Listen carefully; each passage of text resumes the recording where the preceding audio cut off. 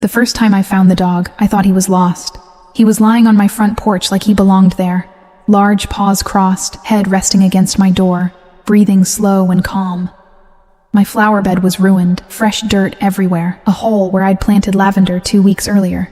I stood there in my work clothes, briefcase still in hand, staring at the damage like it was a personal offense. I didn't like animals. I didn't like noise. I didn't like surprises. And I especially didn't like strangers deciding where they felt at home. When I tried to shoo him away, he didn't move, didn't bark, didn't flinch. He just lifted his head slightly, as if he were studying me, like he already knew something I didn't. That's when I heard the voice from next door. Warm, laughing, completely unbothered. "I'm so sorry," she said. "He does this sometimes." I turned and saw her standing by the fence, relaxed, smiling, and only then did I notice the white cane in her hand. Before I could say anything sharp or polite or controlled, she tilted her head slightly, as if listening to something deeper than sound, and added, "He likes you too." I didn't believe her. But the dog didn't move, and neither did the feeling that something I had spent years keeping locked had just been found. Subscribe so you don't miss what happens next, and comment, would you have sent the dog away or let him stay? I'm Abby Carter, 34, corporate attorney, and the kind of woman people describe as sharp when they mean hard to get close to. I live in a quiet rental outside Portland, in a small duplex with a fenced yard, a clean porch, and a schedule I can recite like case law. My days are structured. Client calls, depositions, deadlines, because structure is the only thing that has never betrayed me. I used to think I was just disciplined. The truth is simpler. I'm careful with everything that could make me feel anything. That evening, I came home late, heels clicking, brain still running arguments against people who weren't there. The air smelled like damp cedar and cold soil, the kind of early spring that pretends it's gentle while still biting your knuckles. My porch light cast a weak cone of yellow onto the welcome mat, and that's when I saw him. A dog. Big, tan, impossibly calm. He was lying across my threshold like he had signed a lease. My flower bed was wrecked, dirt flung in a messy crescent where lavender had been. I froze with my keys in my hand, staring at the hole like it had been cut straight through my patience. "I don't do dogs," I said aloud, as if that was a legally binding statement.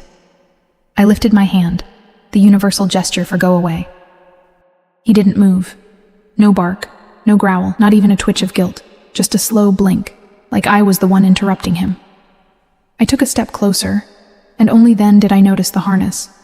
Not a cute vest, a real guide harness, fitted and clean, the kind that meant the dog wasn't wandering. He was trained, which made it worse somehow. Trained dogs were supposed to follow rules. This one was breaking mine. I was halfway through deciding whether to call animal control when I heard the sound that made my jaw tighten. Singing. Not from a speaker. Live, bright, effortless. It floated over the fence, wrapped in guitar chords and laughter, as if someone had opened a window to a different life and forgotten to close it. I hated how good it was. I hated how it made my chest feel unsettled. Then footsteps crunched on gravel, and a woman's voice called, cheerful and unhurried. "Robin? There you are." She appeared at the fence line like she belonged to the music. Early 30s, maybe. Curly dark hair pulled into a loose knot. A soft sweater the color of sunrise. Jeans smudged with something that looked like chalk. In one hand she held a white cane, and in the other, a leash she didn't seem worried about using. Her smile was easy. Too easy. Like she had never once rehearsed it to survive. "I'm so sorry," she said. "He sometimes..." She paused, listening, and her head tilted slightly toward me. "Oh, you're the neighbor." My annoyance stalled, caught on something unexpected. She couldn't see me. Not the way people usually did, and yet she faced my direction with unsettling accuracy, as if she was looking straight through the fence, straight through my expression. "He dug up my lavender," I said, because it was safer than saying what I really meant. "Why is he here? Why are you so calm? Why are you singing like the world hasn't hurt you?" She winced, genuinely. "Okay, that part is on him," she admitted, then laughed like it was a small, forgivable sin. "I'll help you fix it. I'm Amanda." "Abby," I replied, too quick, too clipped. My name sounded like a door closing. Amanda stepped closer to the gate, her cane tapping lightly, confident. There was nothing fragile about her, no hesitation, no apology for taking up space. "Robin is persistent," she said with fond exasperation. The dog's ears flicked at his name, but he stayed planted on my porch like a stubborn tenant. Amanda smiled wider, and the warmth of it felt like sunlight landing in a room I'd kept dark on purpose. "He likes you," she said. I let out a humorless breath. "He doesn't know me." "That's not how it works with him," Amanda replied, as if we were discussing a person, not a dog. She rested her hand on the fence rail, and her fingers tapped twice. Light, absent-minded, like she was keeping tempo. "Robin doesn't waste his energy where he feels unsafe. He's off duty right now, but he still chooses." And for some reason, her head tilted again, listening to my silence the way people listen for a confession. "He's choosing your door." Something in my throat tightened. I wanted to say it was ridiculous, that dogs didn't choose people, that nothing in life was that soft or simple. Instead, I found myself asking, "You're blind?" The words came out blunt, unpolished. I expected her smile to falter. It didn't. "Yep," she said, as casually as if I'd pointed out her hair color. "Since I was 15, freak household accident, and before you start, no, it's not tragic. I'm a music teacher. I sing on weekends. I pay my bills. I burn toast like everyone else." She grinned. "My only real disability is that I can't see how judgmental you look right now." Despite myself, a sound escaped me, half scoff, half laugh. It surprised me more than it surprised her. Amanda's grin softened into something quieter, more precise. "There," she said gently. "That's better. You're not as made of stone as you're pretending." The statement landed too close to the truth. I shifted my weight, suddenly aware of how my porch light cut shadows across my face, how the dog's steady breathing filled the space between us. Robin finally moved, just enough to place his head on his paws and sigh, satisfied, like he'd successfully arranged a meeting. "I have early calls," I said, "because I needed an exit, and I need my yard not to look like a crime scene." "Fair," Amanda replied. "I'll come by tomorrow with soil and a peace offering." She lifted the leash slightly. "Robin, let's go." The dog did not move. Amanda's eyebrows rose. "Oh," she murmured, amused. Then, to me, softer. "He really does like you too." My stomach twisted at the phrasing, too, like there was already a connection and I was the last to know. "Good night, Abby," she added, and her voice carried that same easy music, not flirtatious exactly, but intimate in a way that made my skin feel awake. She turned to leave, cane tapping, humming a melody that threaded through the cold air like a dare. Robin stayed on my porch, watching her go, then looked back at me like he was waiting for my decision. I stared at this dog, this guide dog named Robin who had vandalized my lavender and refused to leave. And I felt something I hadn't felt in years. Not hope. Not yet. Something sharper. Curiosity. The dangerous kind. The kind that opens doors you swore you'd keep locked. Robin stayed. Not out of stubbornness, out of certainty. He settled against my door like he had been waiting for permission I hadn't realized I was giving. Amanda laughed softly on the other side of the fence, unbothered, already turning away. "I'll come back tomorrow," she said, like this was settled. Like I would understand by then. When her footsteps faded, the porch felt too quiet, the air too full. I locked the door and leaned my back against it, listening to the dog breathe, realizing that for the first time in years, something had crossed my threshold without my consent, and I hadn't pushed it back out. The first thing I noticed the next morning wasn't the light. It was the sound. Not traffic, not birds. Music, soft at first, almost polite, slipping through the thin wall that separated my house from Amanda's. A guitar, steady and warm. Then her voice, clear, unforced, alive. It filled the kitchen before my coffee finished brewing, wrapping itself around the sharp edges of my morning like it had every right to be there. I stood still, mug in hand, jaw tight. I had chosen this place because it was quiet, because nothing bled through the walls, because silence was something I could control. And then there was Robin. He was still on my porch. When I opened the door, he lifted his head slowly, tail thumping once against the wood like a greeting. Not excited, not needy, just present. I sighed, long and irritated, and stepped over him as if this was temporary. As if I hadn't already adjusted my morning routine around a dog I didn't want. "This is not happening," I told him. He yawned. By the time I came back outside with a towel and a bowl of water, purely practical, I told myself, the music next door had grown bolder. Amanda wasn't humming anymore. She was singing. Not performing, not projecting. Singing like people do when they forget they're alone. It made my shoulders tense. I didn't need my neighbor's emotions leaking into my day. I had depositions, a partner review, a life built on precision. I was scrubbing mud off my shoes when I heard her voice again, closer this time. "Good morning, Abby." I looked up to see Amanda at the fence, cane resting loosely against her leg, sunlight catching in her hair. She wore a faded band tee and jeans, bare feet on the grass like it was the most natural thing in the world. "I see Robin decided to stay," she added lightly.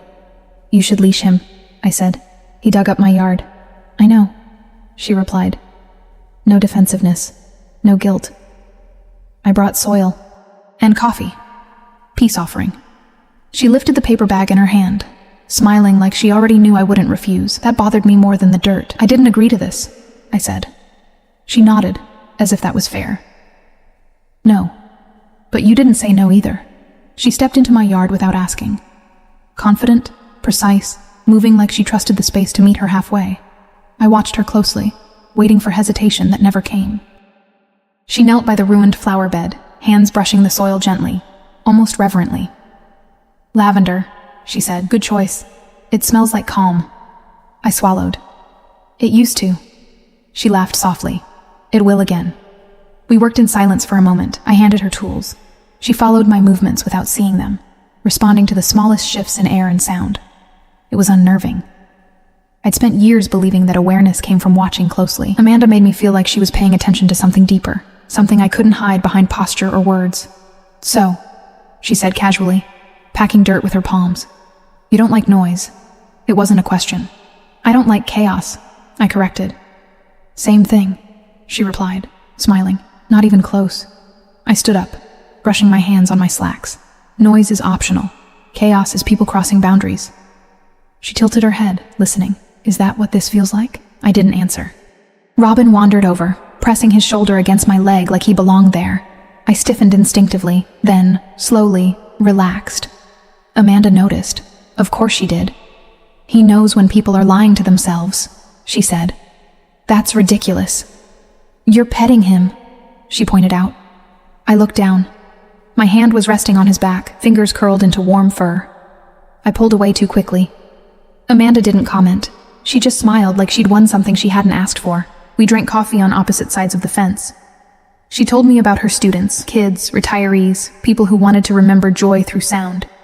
She talked with her hands, her face animated, her laughter easy. I found myself listening despite myself, cataloging her expressions like evidence I didn't know what to do with. When she laughed, it wasn't loud, it was honest. And when she fell quiet, it wasn't awkward. It was intentional. "Why law?" she asked suddenly. I hesitated. "Because it's logical." "That's not why," she said gently. I stiffened. "You don't know anything about me," she nodded. "True. But I know when someone chose something because it doesn't leave room for surprises." Her words landed clean and sharp, too accurate. I set my cup down. "You should take Robin home," I said.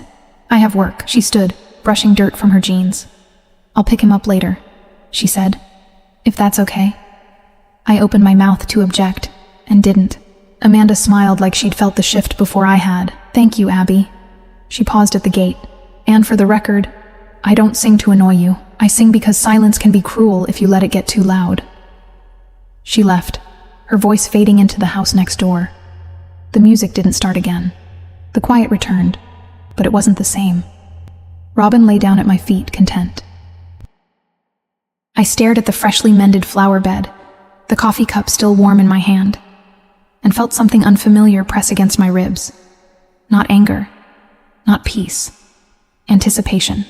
Robin began spending his afternoons with me as if we'd signed an agreement neither of us remembered negotiating. He arrived after lunch, quiet and deliberate, settling near my desk while I worked from home on briefs and red lines. I told myself it was temporary, that Amanda would notice and put a stop to it. She didn't. Instead, she waved from her yard when she heard my back door open, her smile easy, trusting, like she understood something about balance I was still pretending didn't exist.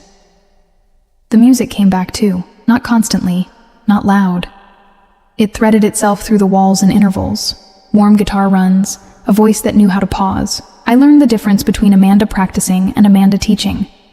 Practice was exploratory, imperfect. intimate. Teaching was precise, encouraging, full of laughter and correction. I hated how easily I could tell. I hated that I listened. One afternoon, the fence gate creaked open without warning. I looked up from my laptop to find Amanda standing in my yard, cane resting lightly against her leg. "I'm borrowing Robin for a walk," she said, then paused. "Unless you're about to fire him." The corner of her mouth lifted, playful. "He's been very professional." I closed my laptop, more abruptly than necessary. "He's fine," I said. "He sheds." "Only emotionally," she replied. I snorted before I could stop myself. We walked together, slow, measured, Robin between us like a living truce. The sidewalk smelled of wet leaves and old rain. Amanda matched my pace without effort, her confidence steady, unforced. "You tense up before corners," she said casually, "and when cars approach from behind." I frowned. "You can't see that."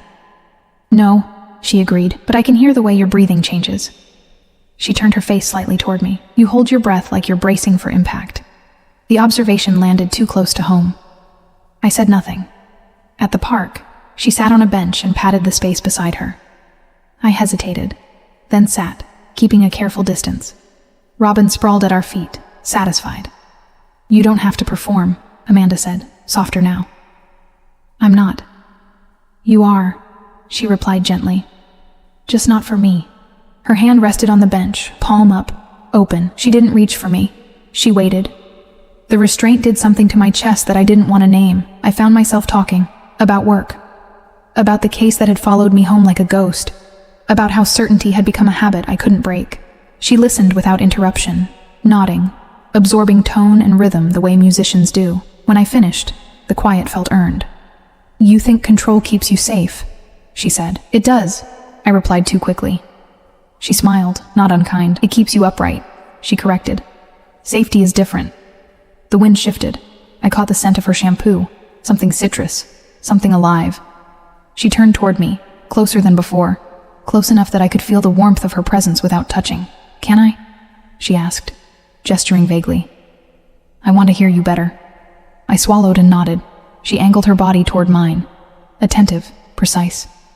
Our knees brushed. The contact was brief, electric. I didn't pull away. Neither did she. When it happened, when her fingers grazed my wrist, it wasn't dramatic. It was accidental. Almost nothing. And yet my pulse jumped so hard I was sure she'd feel it. Her thumb stilled, respectful, waiting for permission I didn't know how to give with words.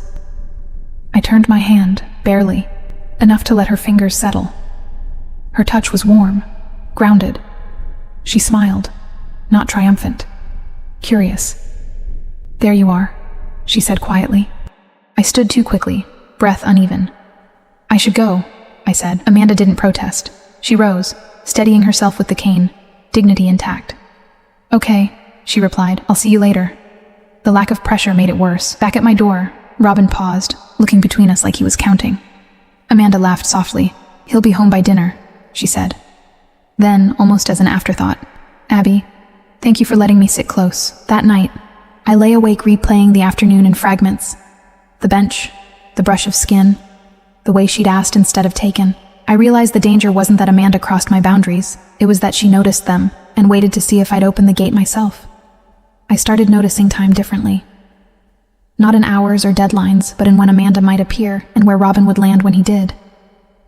Late afternoon meant the gate creaking once, Robin padding in like he belonged, Amanda's voice trailing after him. Light, amused, unafraid of being heard. I told myself it was coincidence. Habit, nothing more. Still, my focus slipped more easily now. Attention tugged toward the fence like a loose thread I refused to cut. The dinner happened because neither of us planned it.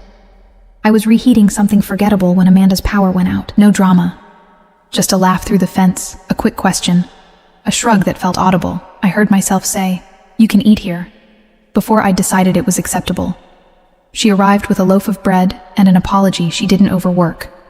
We ate standing at the counter, plates mismatched, conversation uneven in a way that felt honest. She moved through my kitchen with careful confidence, mapping space by sound and air. I watched her hands as she reached for the sink, the way she paused, listening, then adjusted. There was intimacy in that kind of attention. Quiet, precise. When our fingers brushed over the dish towel, neither of us pulled away. It wasn't accidental this time. It was small, deliberate. My breath stuttered. Hers didn't. We talked about ordinary things. Her students, my work, the weather, pretending to decide something. But beneath it, something hummed. Low. Steady. When she laughed, I felt it in my chest. When I spoke, she listened with her whole body, angled toward me as if words had shape. Robin settled at our feet, a warm weight, as if he understood the tone had changed and approved. After dinner, she washed while I dried. I corrected myself twice, stopped straightening what didn't need it, stopped explaining what was obvious. Amanda noticed anyway. She always did. "You don't have to manage this," she said gently. I bristled before I could stop myself. "I know." She smiled, unbothered. "I didn't say you didn't." The space between us felt charged, like a held note. The almost happened without warning. We stood too close by the counter, the scent of soap and citrus between us. She turned, searching with her face. Not for permission, but for presence. I leaned in before my brain caught up, drawn by warmth and intention and the way she waited. Our mouths hovered, close enough to feel breath, not close enough to touch. My heart kicked hard, too hard. And then the old fear rose, fast, efficient, the memory of control slipping. The certainty that if I crossed this line, I wouldn't know how to step back. I stopped. Just stopped. The distance snapped into place like a lock clicking shut. "I should clear this," I said, reaching for a plate that didn't need clearing. Amanda didn't flinch. She didn't follow. She didn't ask why. She gave me space the way some people give gifts, without making a show of it. "Okay," she said softly. No accusation. No pressure. The relief I felt was immediate and bitter, like swallowing something strong. We finished the dishes in parallel silence, the hum still there, now restrained. At the door, she paused. "Thank you for dinner," she said. Her voice was warm, unchanged. That was worse. I nodded, incapable of anything that might sound like an invitation. Robin stood, waited for her cue, then looked back at me, as if to ask whether I understood what I'd just chosen. After she left, the house felt larger. Not emptier. Exposed.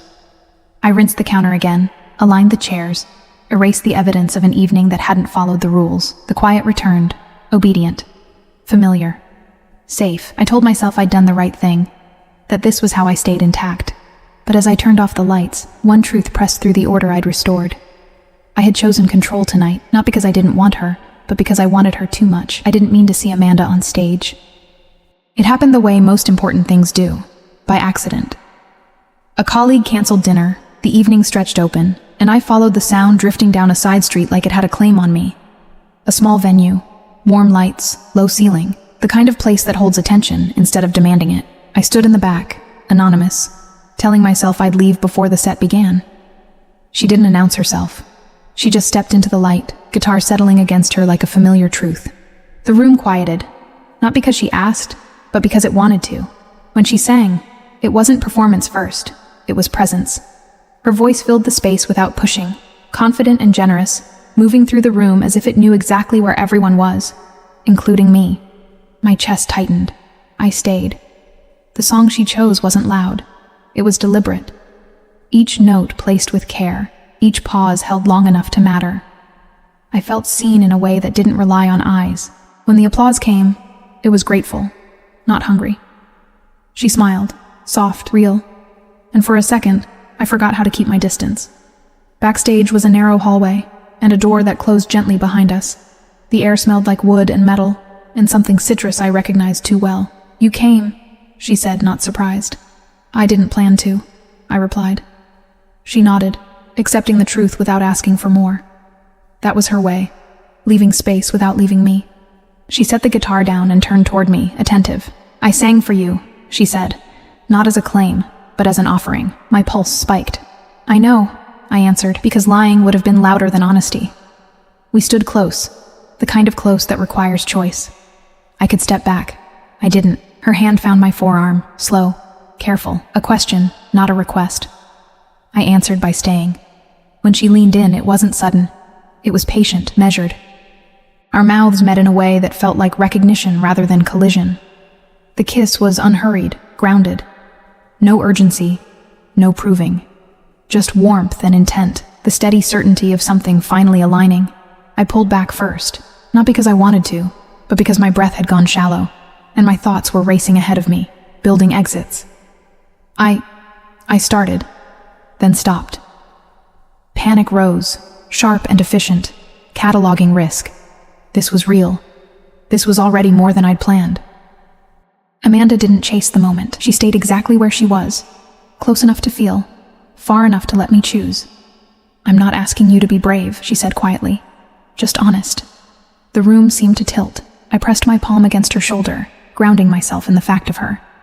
"I want this," I said, and the truth landed with a force that scared me. "I just don't know how to hold it without losing myself." She smiled. Not indulgent, not disappointed, understanding. "Then don't hold it," she said. "Stand in it." She leaned in again, slower this time, letting me set the pace. The second kiss was deeper, not because it rushed, but because it trusted. My fear flared and fell in the same breath. Desire won, not with drama, but with gravity. Later, when the lights dimmed and the night cooled, we walked side by side without touching. My mind tried to build walls, tried to return me to the clean lines of before. It didn't work. Every step felt altered. I wanted her with a clarity that made retreat feel dishonest. The fear didn't disappear, but it lost its authority. At my door, she paused. "We don't have to decide anything tonight," she said. "We already did something better." I nodded, pulse still loud. When she left, the quiet didn't rush back to claim me. It waited. Inside, I stood in the dark, aware of the choice I was making even as my hands trembled. I was scared. I was open. And despite the panic skittering at the edges, one truth held steady. The want I felt for Amanda was stronger than the instinct to close the door. The shift happened quietly, the way real changes do, without announcements or permission. Amanda started leaving her jacket on my chair. Robin began napping beneath my desk as if it were assigned seating. I noticed I was timing my calls around the hours she taught, not because she asked, but because I liked the overlap, the knowledge that her voice might drift through the wall while I worked, grounding me in something human. We fell into a rhythm that didn't require explanation. Coffee in the mornings when she had early lessons. Walks in the late afternoon, Robin between us like a shared sentence neither of us needed to finish. Touch became a language we used without thinking. Her fingers brushing my elbow when she laughed. My hand at the small of her back when we crossed a street. Nothing dramatic. Everything intentional. The night it changed, it didn't feel inevitable. It felt chosen. She stayed late after dinner, the air in the house warm and close. The quiet settled into something patient. We talked on the couch, knees angled toward each other, voices low. At some point, her head tipped toward my shoulder. Not asking, not testing. I held still, then let myself lean in. Her weight was familiar by now, comforting, dangerous. "Stay," I said before I could reconsider. "Okay," she replied, like it was the easiest thing in the world. We didn't rush. We didn't narrate. We moved the way people do when they're listening closely, adjusting to breath, to heat, to the subtle cues that say yes without sound. When she reached for me, it was with care. When I answered, it was with a steadiness I didn't know I had.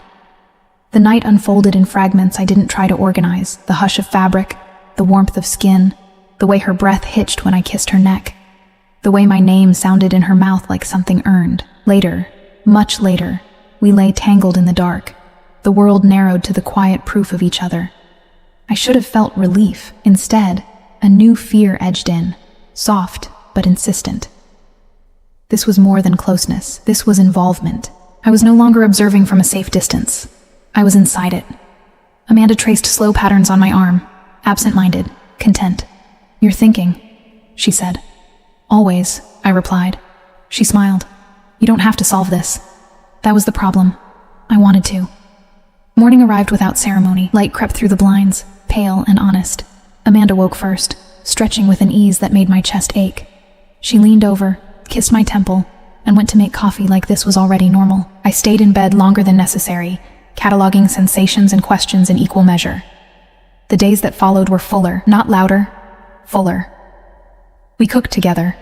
I learned the shortcuts she used to navigate my kitchen, the way she memorized space through repetition and sound. She learned the signs of my silence, when it meant peace and when it meant I was retreating. We didn't talk about what we were becoming. We lived it. And yet, the more I settled, the more the old instinct stirred. I caught myself planning too much, suggesting schedules, adjusting details that didn't need adjustment.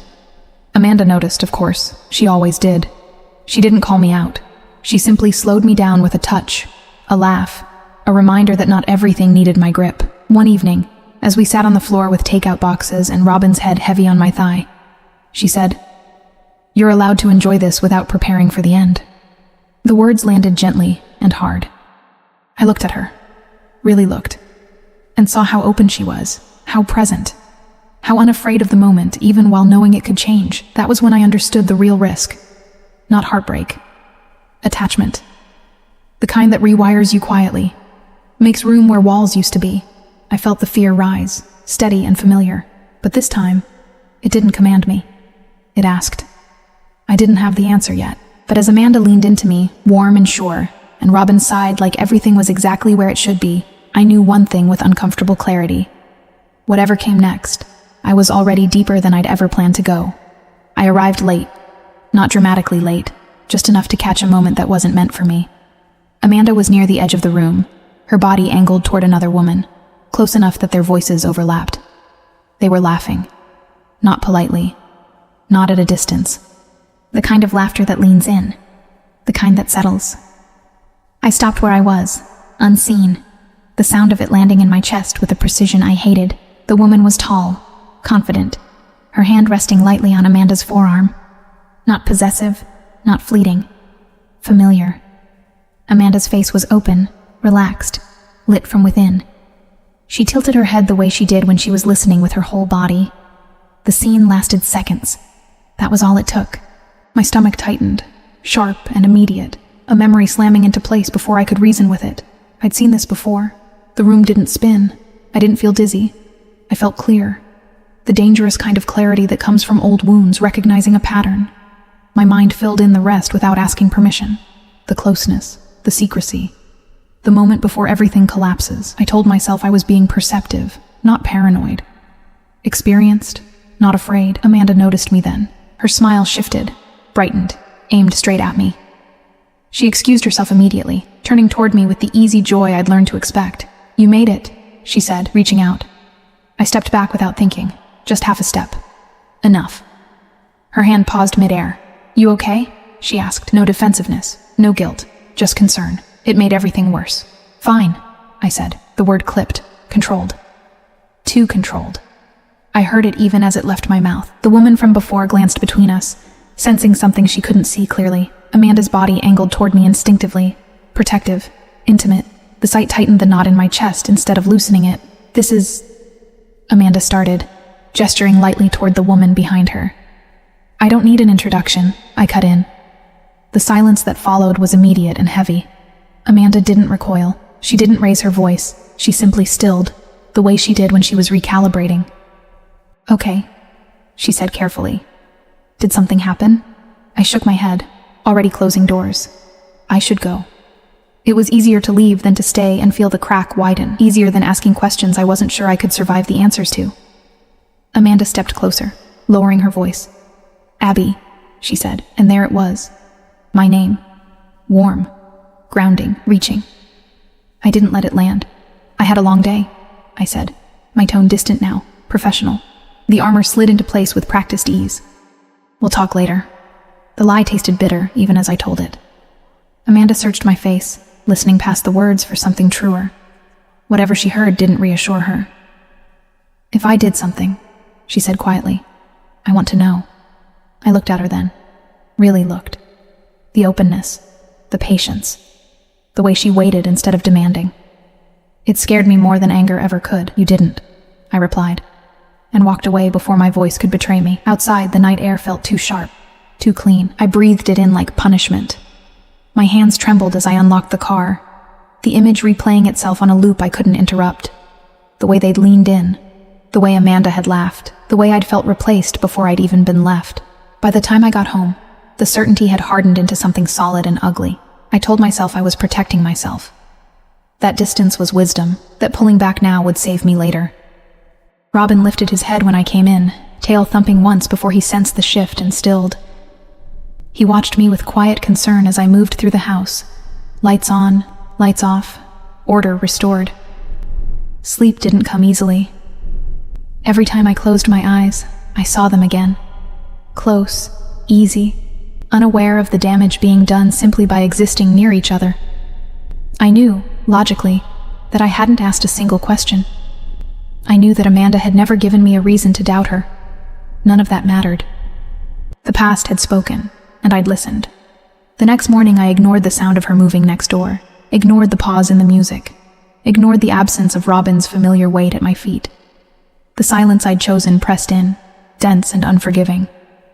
It felt like victory and loss all at once. I told myself I was reacting to what I'd seen, but the truth was quieter and far more damning. I wasn't reacting to Amanda at all. I was reacting to the moment years ago when I'd trusted someone completely and learned how quickly closeness can turn into betrayal. The silence didn't punish me the way I expected. It waited. No music bled through the wall that morning. No soft laugh carried over the fence. Robin didn't pad into the kitchen and settle like punctuation at the end of my thoughts. The house held its breath, and for the first time, I understood the difference between quiet and absence. Quiet had always been my ally. Absence was something else entirely. I lasted until noon. Work blurred. Words on the screen rearranged themselves into nothing useful. I kept seeing Amanda's hand suspended in the air, waiting for a step I hadn't taken. I replayed my tone, the way I'd cut her off before she could explain, the reflexive retreat dressed up as dignity. By mid-afternoon, the truth I'd been skirting hardened into something undeniable. I hadn't been wronged. I had panicked. The memory surfaced the way it always did. Uninvited. A phone buzzing face down on a table years ago.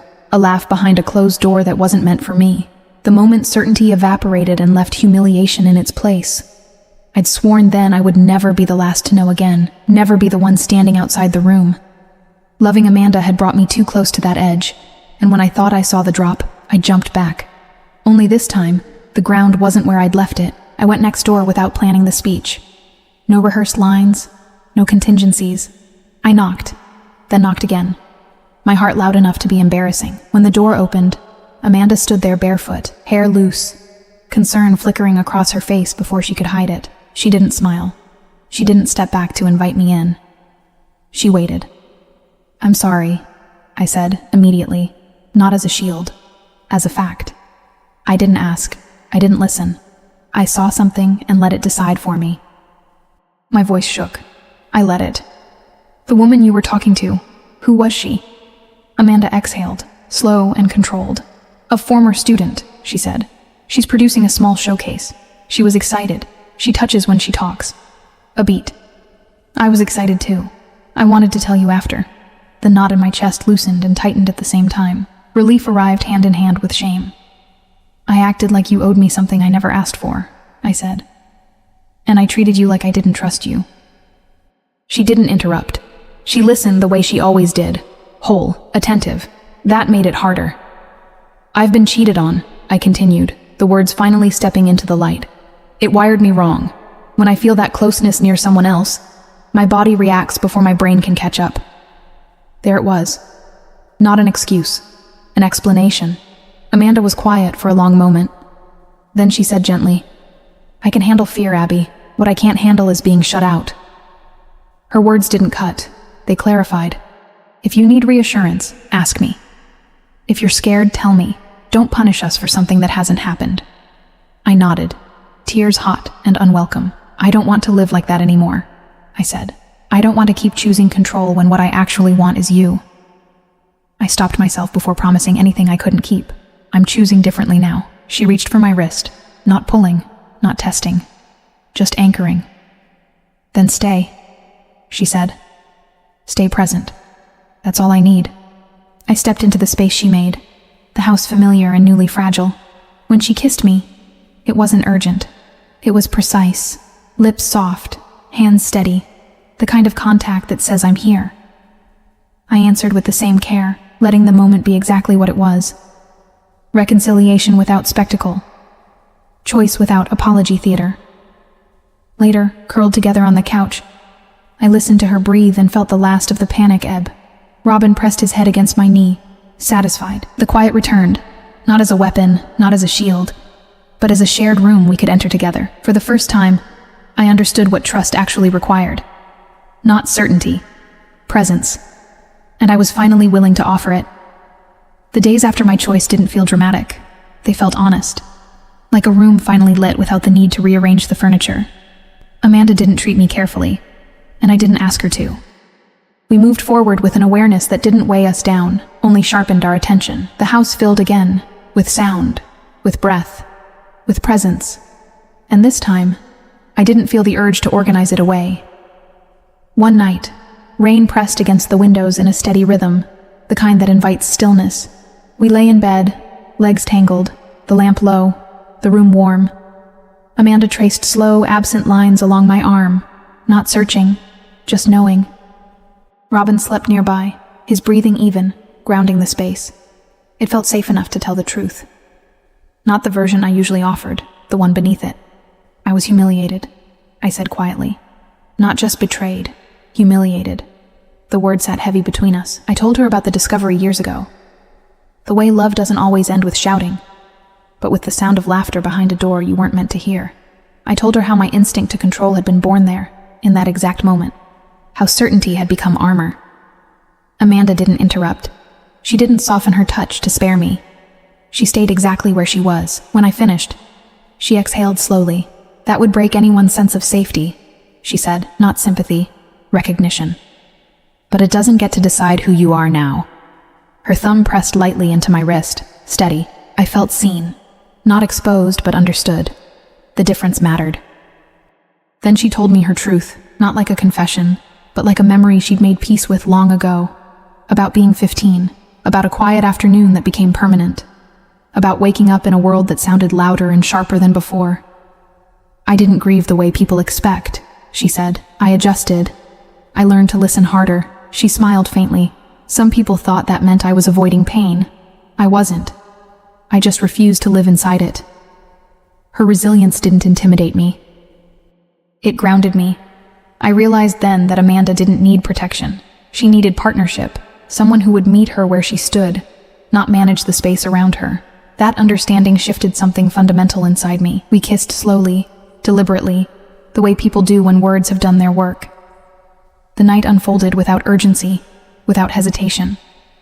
I learned her again, not as discovery, but as recognition. Her body responded to attention the way her music did, generous, precise, fully present.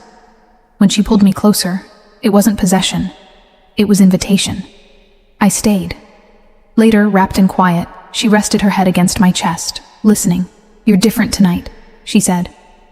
I'm not hiding, I answered. She smiled. I can hear that.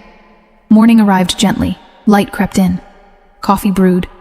Amanda hummed while she prepared for a lesson, her voice soft but confident. I watched her from the doorway, realizing that truth hadn't destabilized us.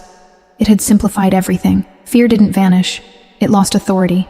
That afternoon, we walked with Robin through familiar streets. The world felt wider, less guarded. When I reached for her hand, it wasn't a test. It was instinct. She squeezed once, affirming what I already knew. Trust wasn't something you proved once. It was something you practiced. By the time we returned home, I understood something that had taken me years to learn. Truth doesn't demand perfection. It demands presence. And standing there, listening to Amanda move through the kitchen, Robin settling at our feet, I knew I wasn't afraid of being seen anymore. I was ready for what came next.